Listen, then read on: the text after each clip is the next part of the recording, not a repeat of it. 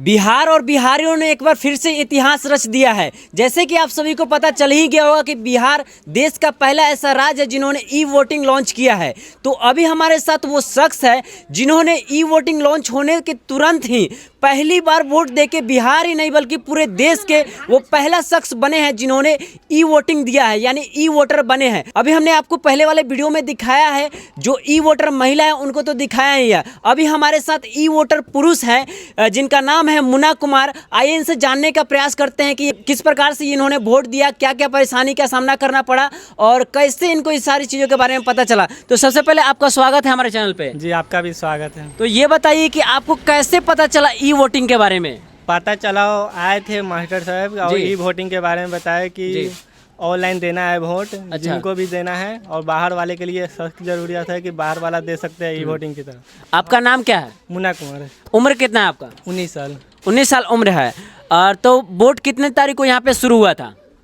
28 तारीख को हुआ था। तो आप सभी को बता दें यहाँ पे नगर पंचायत का शुरू हुआ था जो कि उपचुनाव था। और उस उपचुनाव में ई वोटिंग का जो सिस्टम लॉन्च किया गया है वो ई वोटिंग हुई थी और उसमें इन्होंने ये वोट दिया था, जिसमें बिहार का ये पहला वोटर बने थे जिन्होंने ई वोटिंग दिया था। तो आपको कैसे पता चला कि आप बिहार नहीं बल्कि पूरे भारत का पहला इंसान बने हैं जो ई वोटर बने हैं?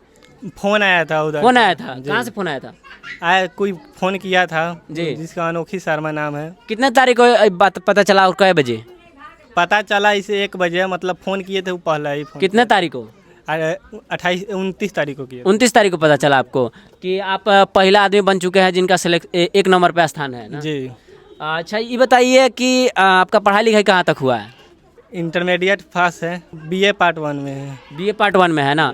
आप सभी को बता दें अभी हम बिहार के पूर्वी चंपारण जिला के पकड़ी दयाल के बराहरक के वार्ड नंबर 1 में बैठे हुए हैं और ये भाई हैं जिनका नाम है मुन्ना कुमार। और इनसे हम जानने का प्रयास कर रहे हैं कि इनको जो ई वोटिंग है उस कैसे कैसे इन्होंने दिया था। तो शुरू से हमें बताइए कि 28 तारीख को जो वोट दिए थे आप, किस तरीके से क्या क्या चीज़ किए हुए थे और कैसे कैसे मतलब आपने वोट दिया था, ताकि हमारे जो दर्शक देख रहे हैं उन्हें भी पता चल जाए।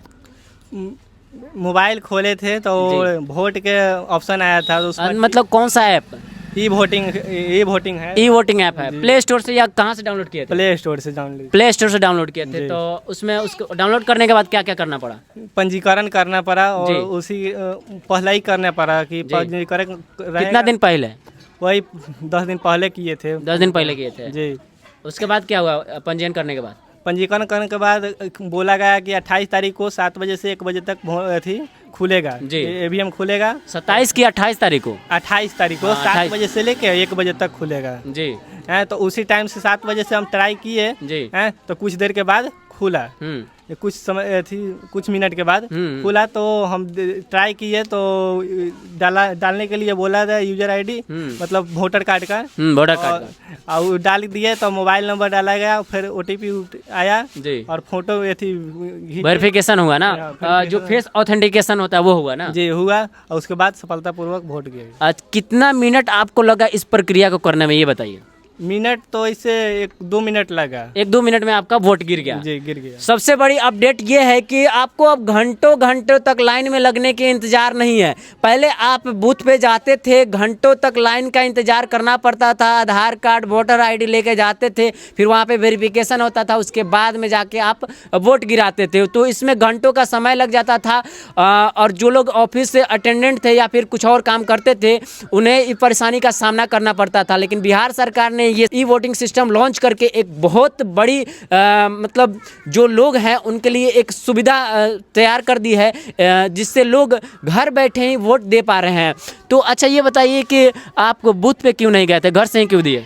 बूथ पर नहीं गए थे, हम बोल दिया गया था कि बूथ पर जाना नहीं है और ऑनलाइन हो गया है तो ऑनलाइन देना ही। अच्छा, जब आप ऑनलाइन ही हो जाए तो बूथ पर जाने की क्या जरूरत है? मतलब घर बैठे अब घंटों में लाइन, और जून का माह चल रहा है तो गर्मी भी काफी ज्यादा है, धूप भी काफी ज्यादा है, तो घर में ही बैठे आराम से दे दिए ना। आपको कैसा महसूस हो रहा है कि आप बिहार नहीं बल्कि पूरे देश का पहला ई वोटर बन चुके हैं? बहुत अच्छा लग रहा है। ई डिजिटल के ज़माना में जो हमारी बिहार सरकार ने ये कदम उठाया है, मैं उसका सराहना करता हूँ कि ये बहुत बड़ी कदम है, जिससे सिर्फ हम बिहारियों ही नहीं बल्कि पूरे देशवासियों को गौरवान्वित होना चाहिए। बिहार की इस कदम से सिर्फ बिहार की अपने देश में ही चर्चा नहीं हो रही है, बल्कि पूरे वर्ल्ड में चर्चा हो रही है इन सारी चीज़ों की, कि बिहार जिसे एक पिछड़ा राज्य समझा जाता है, उन्होंने ऑनलाइन के क्षेत्र में इतनी बड़ी कदम उठा दी है। तो आप लोग इसके बारे में क्या सोचते हैं, कमेंट करके ज़रूर बताइएगा। और वो जो लोग कहते हैं कि तुम बिहार और बिहारी हो, तुम लोगों से क्या ही होगा, उनको ज़रूर शेयर कीजिएगा और बताइए कि हाँ, हम बिहार हैं और बिहारी हैं और हम लोग भी बहुत कुछ कर सकते हैं।